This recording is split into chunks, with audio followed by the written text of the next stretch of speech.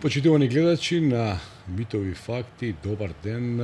Ова е ново продолжение од подкастот на Слободен печат, а денешен гостин е една многу интересна личност со професија која што досега сме ја немале кај нас во студиото на Слободен печат. Добар ден за Дејан Ваневски.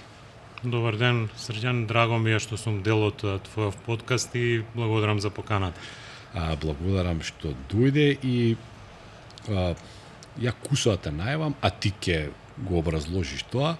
Значи, ти си специјалист за, односно консултант за човечки ресурси и развој на компании. Дали добро го кажав и точно? Супер, точно. Да бидам искрен, јас немам некоја стриктна професија. Ако треба да почнам за мојот живот да зборувам или да се представам на кратко, дипломирав маркетинг, цел живот работам во продажба и операции, водам бизниси, а од последните 6 години си го работам хобито. Тоа што си го сакал да го работиш? Буквално нешто во што се пронедов, во што уживам. Да бидам... Значи, хобито е консултант за човечки ресурси и развој на компании, тоа е хобито. Апсолутно. Да, ја мисля ќе кажеш сакам да ловам риби или... Тоа после. Тоа после за вистинските страсти, меѓутоа кога човек ќе почне како млад джедај, нели, се мисли еден средношколец кај да се запише на факултет и некако од патриотски причини викам Македонија произведува многу убави работи, меѓутоа ние не знаеме да ги спакуваме и да ги продадеме. И некако у главата на некој 18 годишен тоа е маркетинг. И ќе се запишам на маркетинг, ќе запишам економски факултет маркетинг. Де факто, после 4-5 години студирање сватив што не е, меѓутоа научив и пораснав на тоа поле. Имав во меѓувреме додека студирав една прилика да работам и тоа да работам нешто што е многу блиску до после тоа професијата што имав, а тоа е професија менаџер.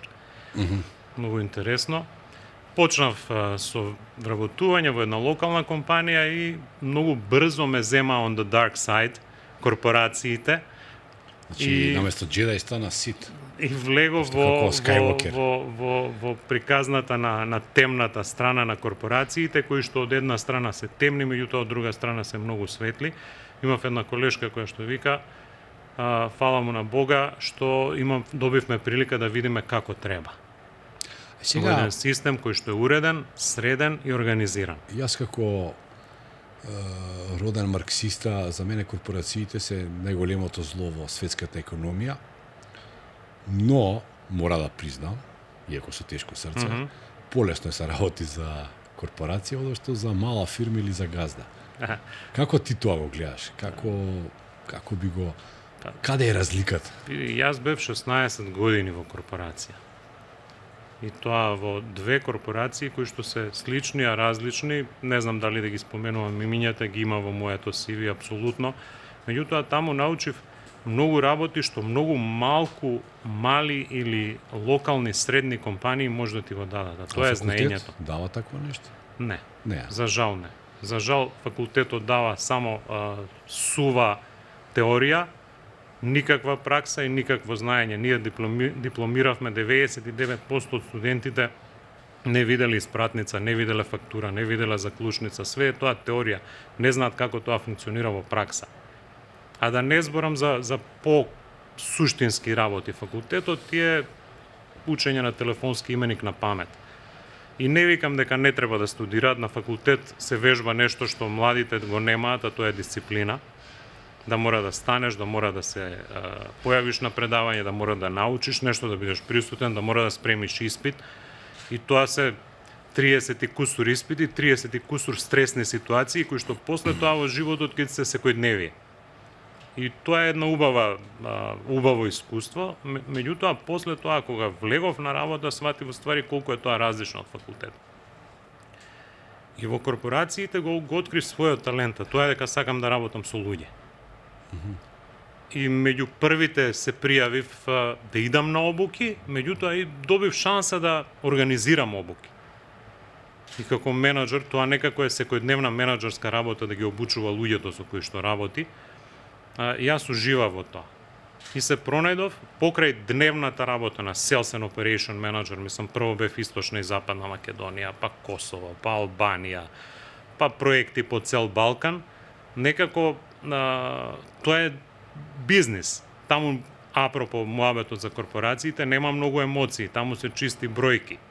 Треба да има повеќе пари оваа година од минатата година. Па не само тоа, продажба, профит, маркет шер, тоест удел во пазар, пораст на категории, позиционирање, видливост, изложување, тоа е таа ФМЦГ индустрија која што е неумолива. Таму има секој ден ти е различен, секој ден ти е борба. Меѓутоа, од друга страна, тоа што го доби во корпорациите или на темната страна е знаењето, искуството, можноста да бидеш изложен на светско знаење, на најнови светски практики, на најдобрите светски консалтинг компании со кои што работат корпорациите, на најновите истражувања. Научив многу за психологијата, иако нели економистите не знаат психологија, економистите и текако, посебно ние што се бават со менеджмент, после тоа учат психологија. И тоа многу ми помогна за да излезам од тој, уствари да сватам дека сакам да си го работам хобито, тоа е да работам со луѓе. И од 2020 сум партнер во две фирми, тоест паралелно градени два системи. Едниот е консултантска компанија која што се бави со организацијски дизајн и human capital management или менеджмент на човечки капитал, а втората е рекрутмент агенција која што работи на рекрутација на луѓе во Македонија воглавно, меѓутоа не сме се ограничиле никогаш да работиме и регионално или глобално. Делов со консалтингот е трудоинтензивна работа. Консултантот не може да се клонира и не може во еден ден да биде на две места. И тоа е таква една професија. Значи, како тоа изгледа да си биде консултант? Консултант, предпоставувам, тоа се пак корпорации, фирми, или има секаков профил на клиенти. Тие бараат твое присуство, твое мислење за одредени работи, експертиза некаква, да се вршат обуки, предавања. Тоа подразбира, предпоставувам, и семинари. Многу време треба да се загуби. на повеќе работи. Таа професија еволуирала. До пред 10 на 15 години консултантите биле луѓе кои што се воглавном теоретичари. Сега зборам кај нас е тоа уште многу остатоци има од тоа и луѓе кои што прочитале 3 книги, научиле нешто на факултети, на постдипломски и станале консултанти без искуство. И што прават они? Доаѓаат, скенираат организации по нивните шеми, шаблони, им даваат препораки на организациите, прават подпис на тоа што го дали и си одат. За жал, за консултантите, меѓутоа за среќа за фирмите, таквиот вид на консултанти е историја. Вистинските консултанти се дел од фирмите се додека траат проектите на поврзани со консалтинг. А ако се работи за фирми кои што се конкуренти, директни конкуренти, може ли се биде консултант на двете фирми во исто време? Во принцип може со правилно дефинирање на очекувања и со добар договор за не пренесување на доверливи информации. Дали може? Не е етички, меѓутоа може и технички нема никаква пречка. Меѓутоа не е етички и ние се бориме да ги избегнеме тие моменти, меѓутоа знаете како, пазарот е пазар, тој е динамичен. Во консалтингот и може да се избегнат. Во другиот бизнис, во рекрутација, тоа е неизбегливо. Тоа не може да се избегне. Хајде да зборуваме за рекрутација. Што подразбира тоа рекрутација? И сум слушнал уште еден термин за кој не знам правилен превод на македонски јазик, а тоа е headhunting. Значи лов на глави. Не може да се употреби на Имаше еден роман Ловец на глави, кој што е крими роман, меѓутоа... Имаше и Ловец на елени, па е, нели? воена трагедија. Регрутација. Ај прво тоа. Како регрутирате ви? Што значи тоа? Што подразбира? Значи, не ова ќе се ја на оглас, па нели? Тоа е она наједноставното. И е и не, многу лесно се сваќа регрутацијата како процес во многу компании на кои што им недостига знаење или ноу-хау, нели, по англиската терминологија која што е усвоена кај нас. Зошто? Заради тоа што сметаат дека регрутација значи, ќе кажам кај сме сега како мајндсет, како начин на размислување. Регрутација ќе дигнам оглас, ќе ми се пријават луѓе, ќе ги изберам некако по CV, ќе читам таму, ќе гледам, најчесто технички. Ама тоа сите се они тимски играчи, знаат англиски и работа со компјутери. Тоа тимски играч не е посебна тема, ќе ја допреме после. Добро, да. Ама CV-та се скоро исти, сите се исти шаблон. Да, јас и на ги читал крај кај нас. доаѓаат луѓе и тој што ги интервјуира, нели, како овде што сме ја и ти, ги прашува некои прашања, луѓето одговараат некои одговори. Све тоа спектакуларно изгледа. Све тоа изгледа спектакуларно, на крај нема систем на бодување, него кој од тие што сум ги видел најмногу ми се допаѓа или најмногу мислам дека ќе ми се. Е пришто субјективно, тука би можела да нафрлам многу голем број на примери како тоа не треба.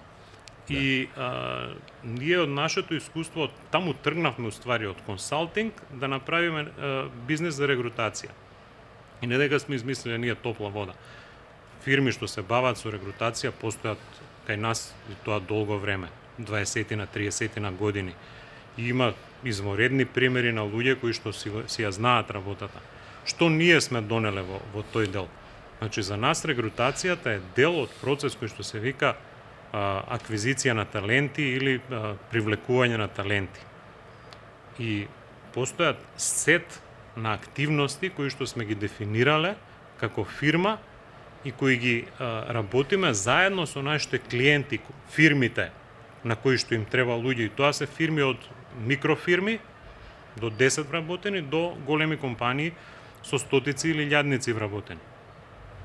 Постои сет на елементи кај што ние работиме сериозен скен или скенирање на потребите за тоа работно место. И многу често нашето знаење од човечки капитал и познавање на науката за управување со човечки капитал ни помага ваму, тоест ја имаме имплементирано, каде што од почеток на една работна позиција се случува да регрутираме втора или трета слична или различна од таа што ја имаат замислено во компанијата.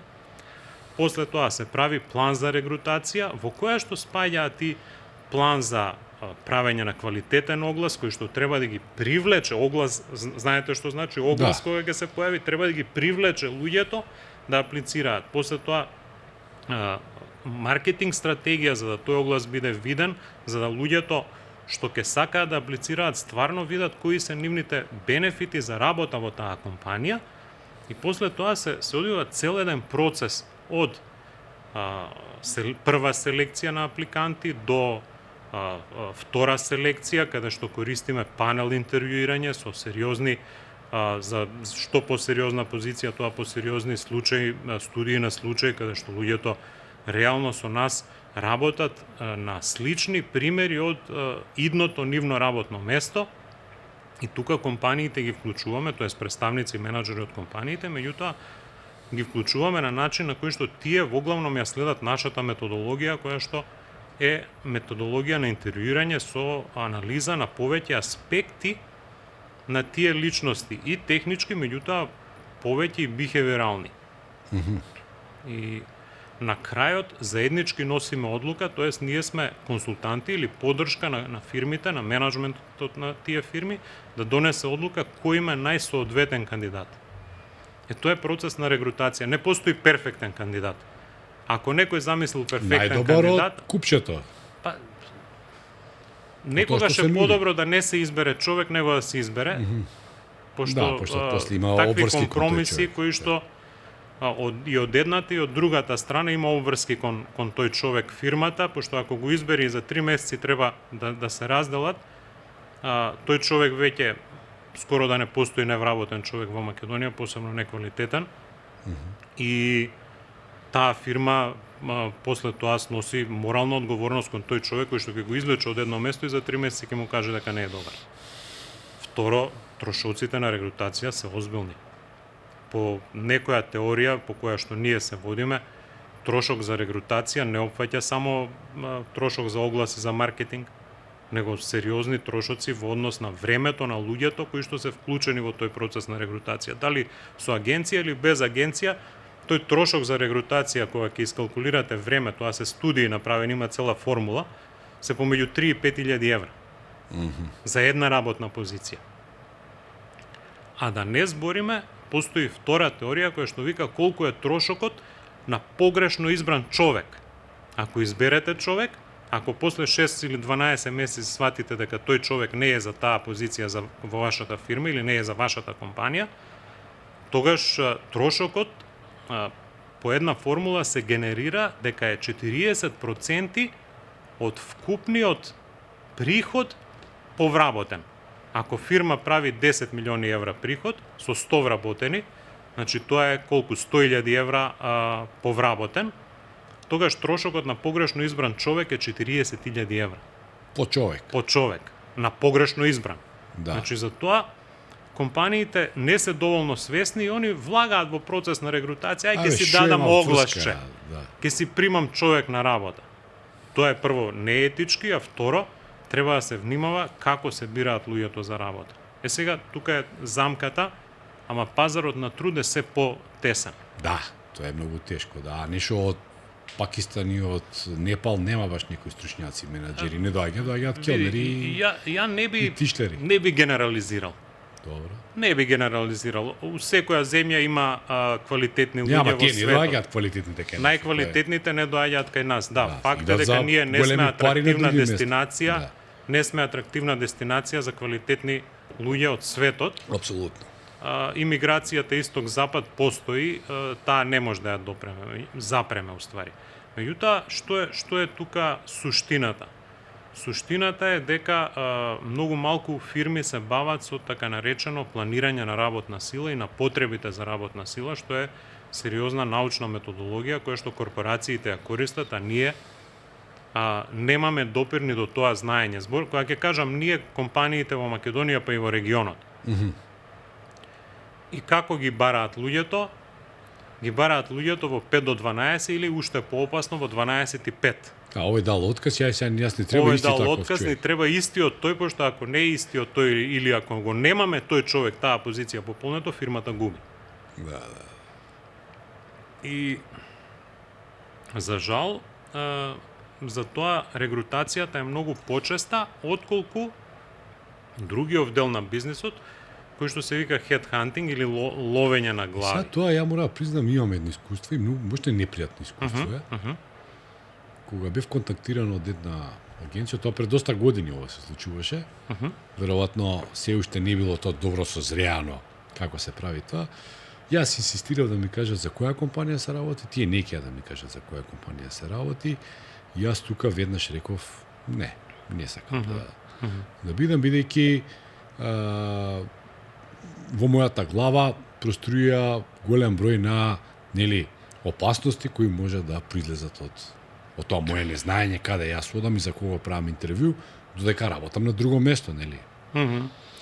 Види, amazing искуството. Можеби јас сум бил параноичен, не знам сега. Можеби јас сум параноичен, ама Некогаш и со право, не знам дали се созреани сите.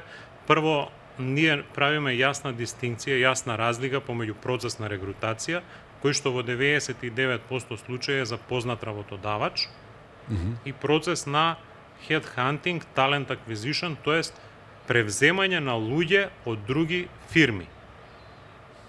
Значи, наши клиенти, свесни за идните потреби во нивната фирма или за потребата од замена на одредена, најчесто се работи за високи позиции. Headhunting за ниски позиции е непотребен. Најчесто пошто е скап процес. Најчесто се работи за високи позиции или за клучни позиции во одредени компании. Они одлучуваат, тие што се свесни, доаѓаат кај нас, многу често и ги советуваме дали да се прави регрутација за познат работодавач или да се прави headhunting. Значи, во два случаи се прави headhunting. Или компанијата планира стратешки развој, меѓутоа, за да си ја сокрие намерата од пазарот дека планира да се развие во одредена сфера, во одредена делатност, во одреден пазар или нешто, доаѓа кај агенцијата и агенцијата треба да им најде таков човек без оглас или со оглас кој што е скриен. Таа агенција за таа компанија, за наш клиент компанија бара таква позиција или наоѓа потреба да замени некој кој што е на висока позиција, меѓутоа или не носи резултати или се однесува несоодветно. Значи тоа се најчестите случаи, или замена или развој кој што е и хедхантингот е скроз различен процес од процесот на регрутација. Тука агенциите користат своји ресурси и го користат своето име. Тој процес е многу ризичен за агенциите и затоа е скап. За жал у Македонија и не е толку скап колку што е скап например на само 400 км во Белград. Headhunting компаниите наплаќаат дупло него што ние наплаќаме во Македонија. А во светот е уште повеќе. Меѓутоа, да не идеме у тој правец, тоа е веќе математика. Самиот процес на headhunting вклучува избор, го вклучува делот на подготовката може да ви кажат, комплетно. сакаме тој да ни го донесете или они викаат сакаме да донесете личност која што ќе ги задоволи потребите за таа и таа позиција. И едното и другото. Меѓутоа, процесот на подготовка значи, е ист. фудбалерски го сакаме Роналдо да ни даде. Така е. И доаѓаат компаниите или правите на нас ни е секојаш чест да работиме со компании што знаат што сакаат. Меѓутоа не дека не работиме и со другиве кај што заеднички наоѓаме што сакаат. Или го сакаме тој човек и тој човек кој што работи таму. Тоа е идеално сценарио, меѓутоа е исто многу ризично, пошто од кај знаеме дека тие луѓе ќе бидат спремни да променат работно место. И второ, најблиску до идеално сценарио или најпосакувано сценарио е да знаат во кои фирми работат тие луѓе, у најмала рака во кои фирми на кои работни позиции. И ние после тоа си правиме наш талент пул, користиме социјални мрежи, најчесто LinkedIn, користиме лични контакти, лични познанства, широка мрежа на познанства имаме во Македонија, во регионот, пошто сме повеќе професионалци, не сум јас сам. Ние сме заедно 7 луѓе во фирмата. А колку алгоритмот може да помогне во хедхантингот? Помага или одмага? Па може да помогне, ама некогаш знае и да одмогне ако некој го користи праволиниски. Значи треба да се биде малку извештен во целата работа. Треба да се биде како и секоја работа, ако имаме време ќе ја допреме таа тема, треба три димензии како и секоја работа. Тој што ја работи таа работа да биде мотивиран, да биде посветен, значи да сака да ја сработи таа работа, комитмент на англиски и да има страст кон таа работа или пешон. Ако недостасува еден од тие три елементи, таа работа не може да се работи. И скоро добив едно признание од една голема компанија за одработен процес кој што викаат ние не сме виделе агенција која што е толку посветена на својата работа и која што во дадени рокови со даден квалитет ја има одработена. Тоа е нашата предност, ајде да кажам, на пазарот и не дека сме ние нити најголеми, нити најпаметни, нити најубави најверојатно, меѓутоа сме посветени на нашата работа. И тоа што ќе го ветиме, го исполнуваме. Ако нешто сме ветиле во процесот, пошто човечки да се греши, дека сме сгрешиле, се враќаме и побитен ни образот него парите. Значи ги признавате грешките? Апсолутно.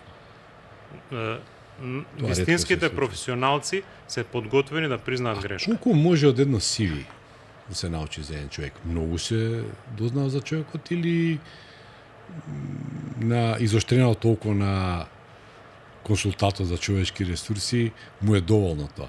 Или пак само мислам на тебе и на твоите колеги, тоа ви е само пострек за, да кажеме, за првото интервју? Има една практика во светот, тоест истражување во US, колку време посветува еден headhunter, рекрутер на CV, на CV. Да. читање на едно CV на еден рекрутер трае 7 секунди. 7 секунди. 7 секунди. Значи, ќе пишам таму и знам и Explorer, и Google Chrome, и тоа 7 секунди. За 7 секунди моето искуство е од 7 до 10 секунди. Ја толку читам CV-ја. Во Македонија направивме пред неколку години едно истражување кога бевме на почетокот колку време HR луѓето во компаниите посветуваат на читање CV-ја. Таа статистика ни покажа дека е помеѓу грото од HR-овците околу 70%, помеѓу 30 и 90 секунди. Па е малку. Може да е малку. Ние мислиме дека тоа не знам како CV-то се чита, па се препрочитува, па еден, па шо мислиш за човеков? CV-то се чита и се препрочитува тогаш кога на прва ќе ти остави впечаток. CV-то е многу важен Значи, многу е битен. Многу важен алат. И луѓето не обраќаат внимание. Една од иницијалните, од почетните, не е тоа желба, потреби кои ја детектиравме пред да влеземе во проектот кој што се викаше Talent Market, а се вика денеска Trivity, е што многу често како консултанти за човечки ресурси во компаниите, мојот партнер кој што е основа фирмата 2018 година, сваќа дека луѓето не знаат да направат CV во Македонија. И најчесто тие CV-ја им ги прави некој експерт комшија, некој братучет, некој стварно експерт, го има тоа едно CV. Као се вика на оние места кај што се принта фотокопир, и обично тој има готови CV-ја, се менја име, презиме. Само ги штанца. Да. CV-то во принцип, нели сирикулум витае или кој си ти у животот, што си направил, твојот живот професионален, меѓутоа не само професионален. И луѓето го сваќаат така. Некој ќе ми го направи CV-то, што ја треба да седнам да го научам на памет? Нелогично, нели? Да, па тој е твојот живот, треба да си го знаеш. Да си го напишеш својот живот. Тука ние тогаш препознавме потреба и идејата за Trivity како бренд не е рекрутмент агенција, него е софтвер. Ние инвестиравме многу пари во тој софтвер како фирма, како луѓе пред се, за да направиме софтвер во кој што кога ќе се логираш, можеш да си направиш своје CV по сите светски и европски стандарди, по Europass стандарди, по US Resume стандарди, кое што е унифицирано и кое што многу интуитивно те води. И 2020, кога бевме ние спремни за лансирање на целата приказна, ние почнавме и короната почна. Добре, тоа. И тоа беше короната. Или ние, неа или она нас, нешто се случи. Меѓутоа, многу интересен момент беше што луѓето во Македонија го прифатија тоа. И ние многу брзо стигнавме до многу интересен пул на луѓе. Многу ми интересира. Која е тајната за добро CV? Што треба во едно CV? Или треба да платиме прво за да Па не е тоа тајна, тоа е напротив. Знаете, луѓе што знаат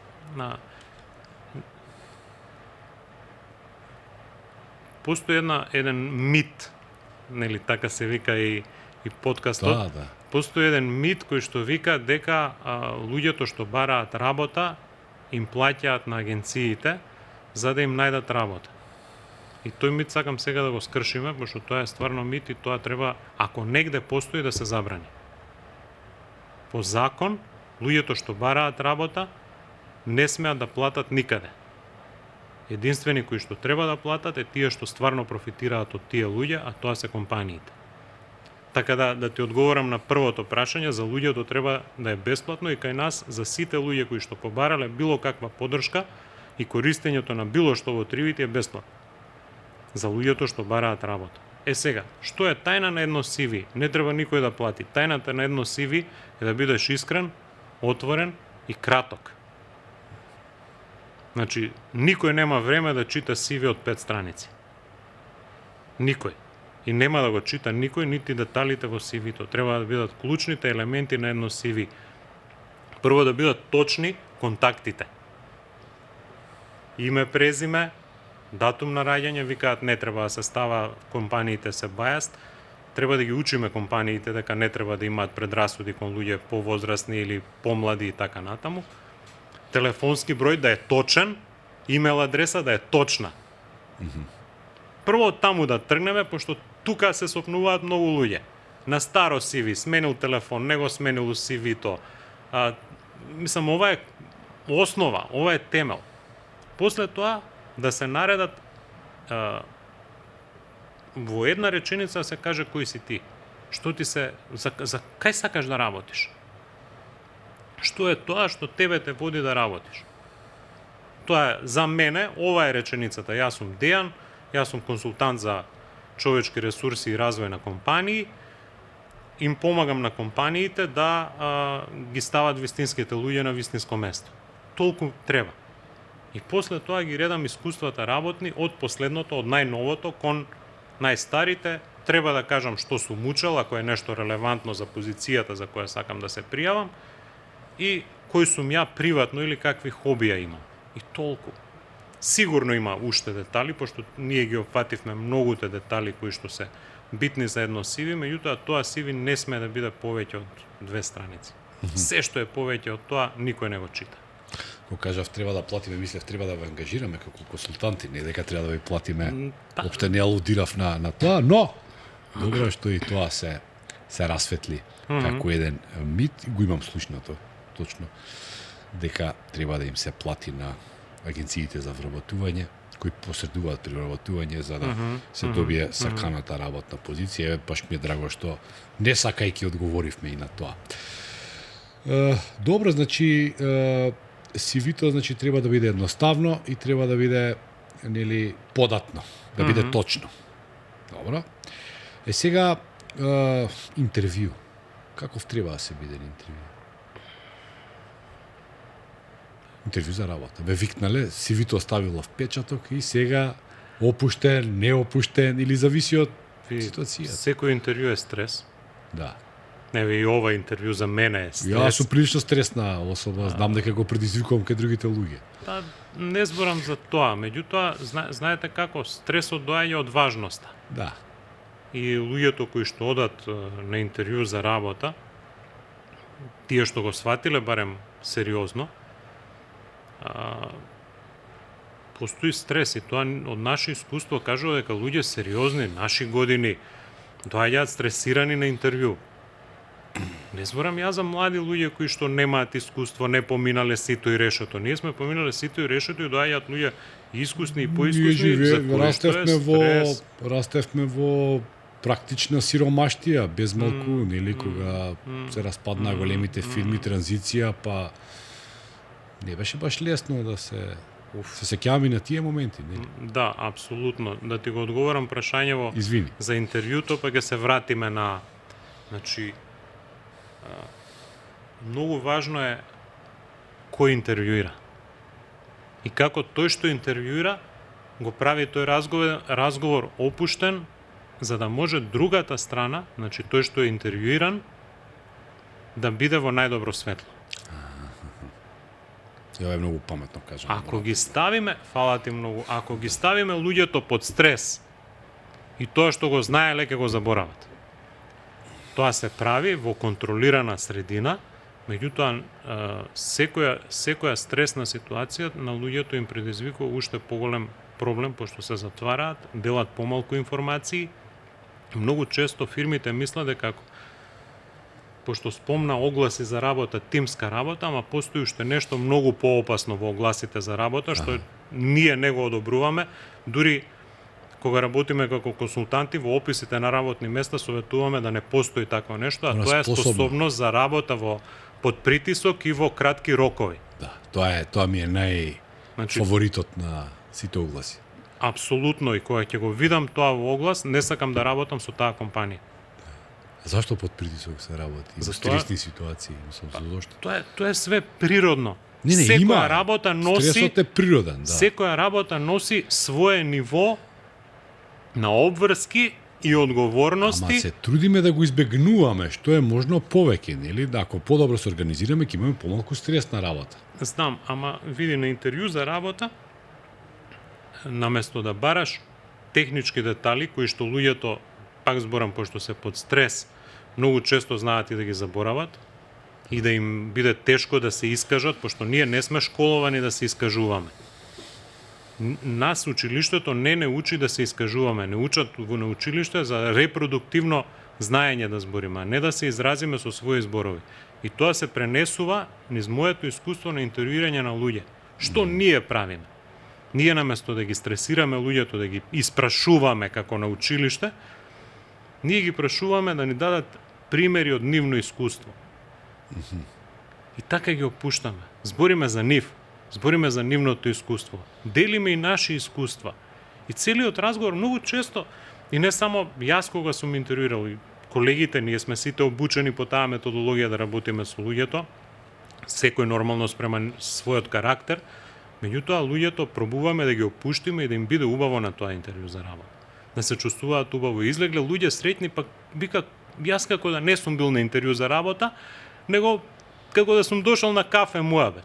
А што е друго интервју освен кафе муабет? Да човек дојде да се осеќа убаво, да му биде пријатно, да се чувствува како да разговара со некој кој што му е пријател, и тогаш ти од тој човек ќе дознаеш кој е, каков е и дали може. Ние не оценуваме луѓе дали се добри или дали се лоши. Тоа е ноторна глупост да го прави тоа интервјуер. Или да ги оценува технички за знаења кои што тој интервјуер не ги работел во минатото. Напротив, ние со луѓето треба да оцениме дали таа личност енергетски и карактерно ќе се вклопи во организацијата за која што ние работиме. Технички знаења се учат. Постои една флоскула во светот, во менеджментот, дека hire for character, don't hire for knowledge. Пошто знаењето ќе научи, ќе го испратиш на курс технички, ќе се обучи. Треба да процениш дали знае. И низ работа ќе научи. Не може ни еден да треба биде. Да се оценува највише. Меѓутоа најважен е карактерот и дали тој карактер и таа култура која што тој човек ја носи ќе се вклопи во организацијата во која што треба да влезе. И затоа нашето домашно е да ја запознаеме организацијата со која што соработуваме. А не рендом да доаѓаат фирми, ми треба, не знам, менаџер за продажба, ќе ти најдам. Да. Не, ајде да видам кои сте вие, како ви изгледаат процесите, што работите, како работите, која е културата на фирмата, како се поздравувате, како комуницирате, како ви изгледаат мејловите. И све тоа пред да почнеме со работка со фирмите. Јас таму почнав да работам некаде на средината од 90-тите години и знаеме, ти знаеш, предпоставувам, а знае и дел од јавноста, кој отвараш и како се отвара Медиву Македонија, и тоа беа, нели, во поголемиот дел, во најголемиот дел беа оние првенци на трансформацијата од општествен во приватен капитал во периодот на транзицијата, нели, кој предпоставам и уште трае. И ништо налик нова ти што го велиш, нели, CV, интервју, пријатна атмосфера, карактер и така натака, тоа беше нешто кој таму треба нешто да се напише и нешто тој стил беше, нели?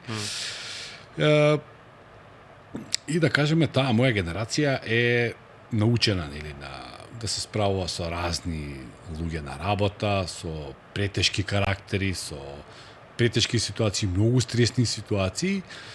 И јас гледам сега кога имам однос со моите помлади колеги, кога нив им се обраќам на начин како што ништо приближно, да кажеме 10% од тоа како мене ми се обраќале кога сум имал 20 години, тие велат: "Зошто ми викаш? Зошто си ми љут?" Ја не сум ти љут, не ти викам. Не, знаеш, као извини. Тој генерацијски јас. Како можеме да го објасниме, бидејќи мене ми е прилично нејасен. Јас сум роден 1977 година, се сеќавам и на времето кога имаше само електрична енергија, немаше ништо друго од овие работи што ги имаме денеска. Овие, како ја нарекува таа генерација Z, да кажеме Z, таа не се сеќава на пред интернетското време и не знае дека светот не започнал со Facebook. Ова е прашање на сите прашања. Како да се реши генерацијскиот јас? Нема да го решиме ние никогаш, него како ја да се однесувам со нив? Кога држам обуки, стално им викам на менаџерите, Јас немам магично стапче за да ве научам како да ги решите сите проблеми што ги имате на работа, посебно со новите или младите генерации што доаѓаат. Ти почна од едно време на транзиција каде што Македонија или Балканот никогаш не поминал во капитализам, него ние директно од феудализам сме влегле у социјализам, па од од социјализам назад во феудализам и ни требаат 30-40 години да со некакви зачетоци на капитализмот во форма во која што еволуирал тој во меѓувреме. Имам отпор кон еден феудален збор кој што се вика газда, каде што тука освен поседувањето на капиталот се мисли на поседување на сите кои што работат. Твојот марксизам да го поддржам, сите кои што работат за тој капитал, тоа време заврши. Тоа време заврши заради тоа што газдинството заврши. Не газдинството, него времето во кое што човечкиот капитал или бројот на луѓе кои што се спремни да работат за една фирма е многу помал. И има поголема конкуренција. Има поголема конкуренција. За жал, едно е моментумот на иселување, второ е моментумот на развој на одредени индустрии кои што ги вработија луѓето. Сега во моментот има грубо 10% навработени во Македонија, од кои грото се невработливи. Не може да работат. Има таа категорија невработливи од повеќе причини. Едно е заради едукативниот бекграунд, а друго е заради немање желба или можност за работа и други сериозни проблеми. Немање потреба. И тоа има. Ја би сакал да сум тие што не би имале потреба да работат. Искрено. Секој си има сон, да. Меѓутоа, моментумот на денешнината е многу фирми викаат па вие Gen Z или претходно беше за Millennials, па сега се Gen Z. Тие беа кенкави, ама некои тие се кенкави, вакви, такви, не сакаат да работат, не примаат задачи, пукаат брзо под притисок и се тоа. Ке те вратам на тоа време. 90-тите имаше гладни луѓе и стапката на навработеност беше 30%. И во наше време 33 едно време беше. И во наше време, во тоа наше време, пошто ја и ти сме генерација, во тоа наше време за да најдеш работа значи да веќе не си гладен. Да. Да најдеш работа значи да имаш 50 денари или 100 денари вечерта да искочиш у град. Да испиеш едно пиво, ако испиеш 2 пива ти си богат. Добра работа. Да. Денес младите не се гладни. Од негде во Македонија, зборам 2007 и 2008, од X причини се смали тој гап на сиромаштија, не дека не постои, меѓутоа се смали, се редуцираше, се оптимизираше, бројот на вработени порасна. Не зборам дека е одржливо све ова, меѓутоа е така како што е. И де факто младите, вклучително и нашите деца, не се гладни на начин на кој што сме биле ние гладни. Тоа е едната димензија. Втората димензија е опции. Јас барав работа 2004 и 2005 после дипломирање. Ми треба 8 месеци да најдам работа која што беше пристојна блиску според моите очекувања. 8 месеци бев без работа. Денес кој сака да најде работа, не му требаат ни 8 дена, камоли 8 месеци. Да, ќе најде работа. И второ, ако сака да промени работа, ќе промени. И се деси уште еден феномен во времето на COVID. Претходно луѓето се плашеа, во времето на COVID престанаа да се плашат да дадат отказ. И денес имаш отказ, од било кој можеш да очекуваш отказ, ако се почувствува на било кој начин загрозен.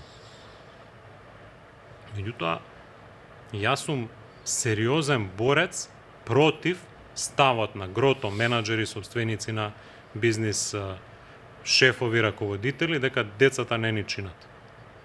Децата се прекрасни. А како да се однесуваме? Тоа се наши деца. Што да викаме да Што да правам? Да го отпуштам син ми од дома заради тоа што е таков? Па не можам да го отпуштам од дома. Добило и такви идеи со моите ќерки, искрено не сум ги споделил, прв пат ги споделувам, но на моменти тоа сум го помислил. Знам, ама како и на работа, така и дома. Ние веруваме, ние како луѓе кои што сме собрани околу идејата на Аподи Тривити, веруваме дека луѓето се најважни од се.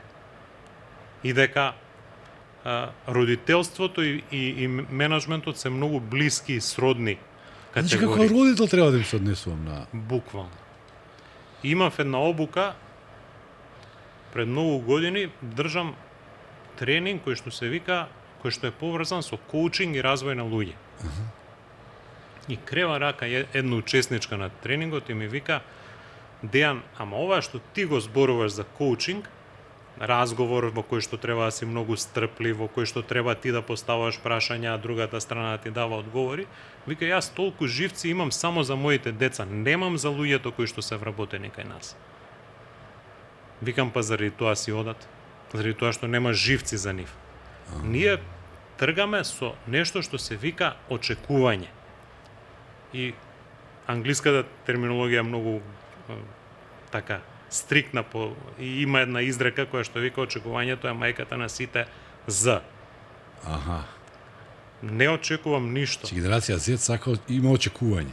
Не, ние имаме очекување од нив. Очекување. Нашите очекувања од нив се дека дома ги воспитале, дека на школа ги научиле, дека факултетите ги образувале. Ништо од тоа не е точно. Од тоа многу малце е точно. Да. И што да кажеме, кога ќе дојат кај нас во фирмите, ние да продолжиме да се Значи треба да однесуваме кон почнеме нив од тоа да како велиме општеството што дека од Сабајле се вика добар ден, кога си одиш се вика пријатно. Апсолутно. Апсолутно. И Три во параметри. меѓувреме им викаме и види сонце ова вака тука кафето се прави, па знаеш ние работиме. Три параметри се битни. Јасни насоки, добра намера и дисциплина. Значи, мора да им се дадат јасни насоки, да им се покаже дека имаме добра намера и дека ги цениме и почитуваме. Впрочем, тоа е многу човечки и ние сме сакале така што не сме имале можност да го видиме тоа. Ја тоа сум го видел. Никош тоа не ми после го дал тоа- мене никој. Ја тоа сум го видел после тоа во корпорациите. Аха. И на крај дисциплина. Што значи дисциплина? Дисциплината не трга од нив, трга од нас. А ние треба да се однесуваме дисциплинирано. Апсолутно, и да бидеме Пример. пример за нив, а не обратно. Многу често ми се случило да, ама они се вакви и вакви. Од менаџер да слушнам, они не се дисциплинирани, они не си ја сработуваат работата, они си одат порано од работа, а тој у 1:30 запалил колата на кафе, па на ручек, па си иде дома. Завршил со работа. Па чекај, ако јас си одам у 1:30, сите у фирма гарантирам дека у 1:35 се надвор. Јас треба да сум пример, а не тие. Тие гледаат од мене, учат од нас искусните. Исто како децата дома.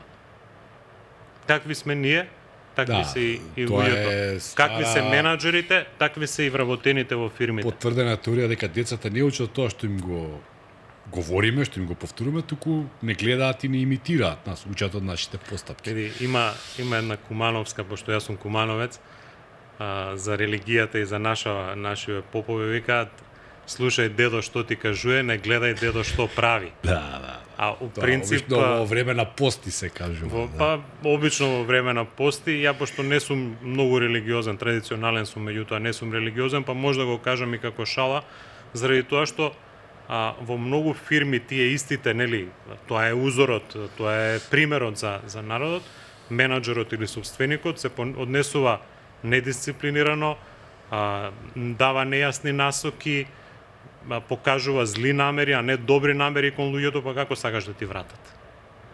Како ги ти вратат?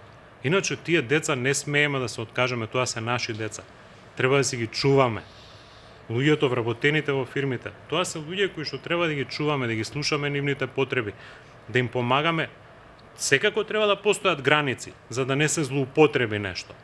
Меѓутоа интелигентните луѓе знаат да постојат граници. Да. И во еден дом, кога ќе се постават граници, се знае што е дозволено, што не е, што е соодветно, што не е, што се толерира, до која фаза, што не. И не е срамота да дадеш отказ. Многу менаџери се плашат да дадат отказ. Како мислиш, да им дадат отказ на вработените или они Да. да дадат отказ на својата работна позиција? Да им дадат отказ на вработените. и им даваат најчесто без аргументи и на лична база. Вистинскиот отказ треба да следи. Ова го ова за крај да ми кажеш уметноста на давање отказ. Како најубаво да се дае отказ. Ова го научивме од еден наш Запатем ја никад со животот никој не сум дал во отказ. фирмата, јас и Поли го научивме од еден наш претпоставен кој што беше германец, извореден човек. Вика, кога работиш со еден човек, треба да процениш 3 димензии. Ако он во даден момент не носи резултати или не си ја работи својата работа, треба да процениш 3 димензии. Дали сака, дали може и дали знае. И ќе тргнем од последното. Ако знае, ќе си ја работи работата. Ако не знае, Немаш. ќе треба да го обучиш.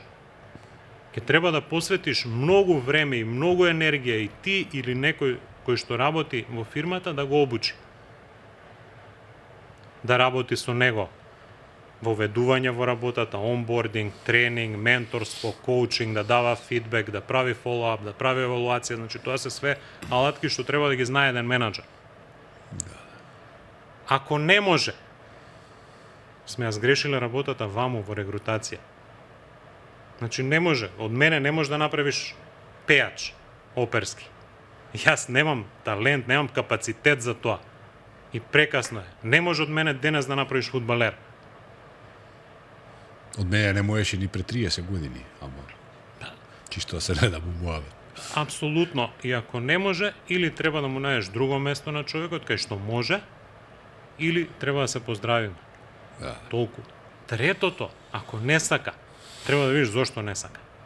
Дали не е мотивиран финансиски, пошто доаѓа на работа и со платата не може да им купи патики на децата, или не може да се плати кирија за станот во кој што живее, пошто не може да живее од тоа. Или тоа е еден начин, ако може да го мотивираш финансиски или со други бенефити, или не е мотивирано тоа работно место. Пошто можеби завршил правен факултет, работи у моментот како асистент во сметководство, он си замислува да си биде адвокат. И ќе биде хепи само ако е адвокат, а не ако е Или барем во правна служба да биде. Така нешто. Да. И сега тука се носат одлуки дали може да го мотивираш тој човек или не. Отказ е категорија која што мора да постои. Меѓутоа грешките мора да се признаат. Кој сгрешил? И кај мене доаѓале менаџери во мојот тим да кажат, знаеш како, Дејан, сакам да го отпуштам, не знам, Срđan. Он е у мојот тим, не носи резултати. Моето прашање не било, да, ќе те поддржам, меѓутоа, одговори ми на едно прашање. Дали си сигурен дека си направил се што треба да направиш, знаејќи ги сите менаџерски алатки, за да му помогнеш на Срđan да биде подобар на своето работно место, да носи резултати и да не треба да го отпушташ? И кажи ми што? А се друго е процес кој што е поврзан со правна служба, со HR служба, со почитување на законски нормативи. Значи, прво за еден отказ треба сите законски нормативи да се испочитуваат и најдобар начин за давање на отказ е взаемно подпишан договор. Тоа не е отказ.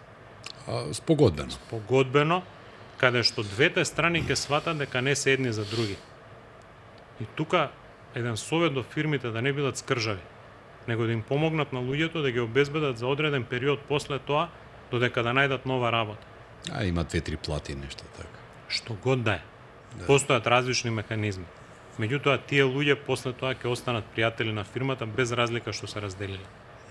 Во мојата кариера сум дал повеќе откази. Меѓутоа, секогаш биле на овој начин. Најчесто биле, имало и други екстреми. Меѓутоа, тие екстреми се најдобар начин за кој што јас го почитувам е оној, не верувам во казни, тие 5, 10, 15% од плата, тоа се не верувам во тоа. Тоа може еднаш. Се друго е многу блиску до фудбалските правила. Судијата прво на прв фаул доаѓа и не дава жолт картон, него вика слушај, ова не е окей, ова правилата на игра зборуваат друго, ова е спорт, не треба да повредиш друг играч и така натаму. Втор таков старт не прашува судијата, доаѓа, дава жолт картон, го запишува, значи тоа се вика советодавен разговор, писмено забележано се. Два советодавни, два жолти картони се знае што е црвен картон. Отказ. Или за грубо кршење на работни правила или недисциплина, не знам, кражба, небрижност кон многу работи, неработење на работата свесно, тогаш е директен црвен картон. Да, апсолутно. И судијата дава директен црвен картон За тоа зборувам. флагрантни фаули, нели? Апсолутно. Имаме уште многу да зборуваме, имаме уште што многу јас да прашам, или ти да одговориш како на мало дете, да му објасниш. Но, за жал, тука ми завршува терминот, нашата агенда е премногу набиена и не дозволува да разговараме многу подолго. Дејан Ваневски, јас ти благодарам за овој интервју. Се надам дека во блиски дни повторно ќе дојдеш да ни објасниш тука нешто малку повеќе. Фала ти многу за приликата, еден многу краток тип за крајот. Ова е совет за крајот за сите луѓе што ги познавам и што не ги познавам, што ќе бидат гледачи на овој твој подкаст, е дека луѓето треба да внимаваат на себе и да се грижат за своето лично, ментално и физичко здравје. И од тука трга се. Ако сме здрави ментално и ако сме здрави физички, ќе бидеме подобри за себе, за луѓето со кои што ни се најблиски, семејството, фамилијата, за луѓето на работа и колегите. Така да работете на свое физичко и ментално здравје. Еве, јас ќе почнам да работам. Фала ти многу. Фала. Тоа беше Дејан Ваневски. Јас ви благодарам за вниманието.